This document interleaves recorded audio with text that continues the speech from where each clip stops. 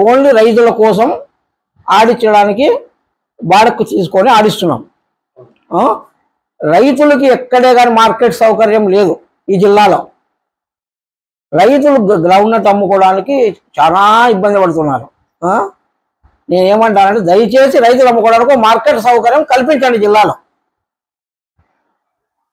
రైతుల కోసం అని నా మనవి. ఇక్కడికి వచ్చేసి దగ్గర ఒక 3 మండలాల వాళ్ళు వస్తారండి. ఇక్కడ సింగనమల, గార్లదిన్నె, పామిడి మండలం. నెలకు ఎంతమంది విత్తనాలు తీసుకెళ్తా ఉంటారు? మళ్ళీ ఇక్కడ నుంచి ఇక్కడ సరుకు ఎంతమంది తోలుతా ఉంటారు? ఇక్కడ వచ్చేసి మిల్లులు తక్కువ ఉన్నాయి. నార్పల హైయెస్ట్ జిల్లాలో. సరుకు అంతా అక్కడ వెళ్తారు. ఇవి ఇంత పాత మిల్లులు, ఇవి ఇక్కడ ఏం జరగడం లేదు మిల్లులు. కానీ మేము వదలలేక అట్లే చేస్తా ఉన్నాం దీన్ని. ఇప్పుడు మొత్తం బిజినెస్ అంతా నార్పల్కి వెళ్ళింది. అక్కడ పెద్ద మిల్లులు ఉన్నాయి కాబట్టి బిజినెస్ అంతా అక్కడ వెళ్ళిపోయింది. 15 మిల్లులు ఉన్నాయి అక్కడ.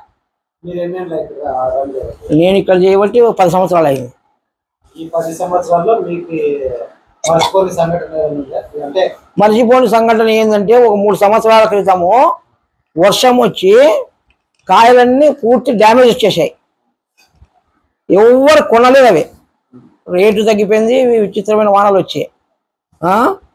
రైతులు నరకం అనిపించినారు. అప్పుడు మార్కెట్కి పోతే 1000-1500 క్వింటాలు వేస్తుంటే అంత దూరం పోయి దానిని వెనక్కి తెచ్చుకోలేక, వాళ్ళు అమ్ముకోలేక, ఇక్కడ నుంచి తీసుకుపోలేక, ఒకసారి తీసుకుపోయిన వ్యక్తి మళ్ళీ ఇంకోటి చెప్తే పోవడంలే.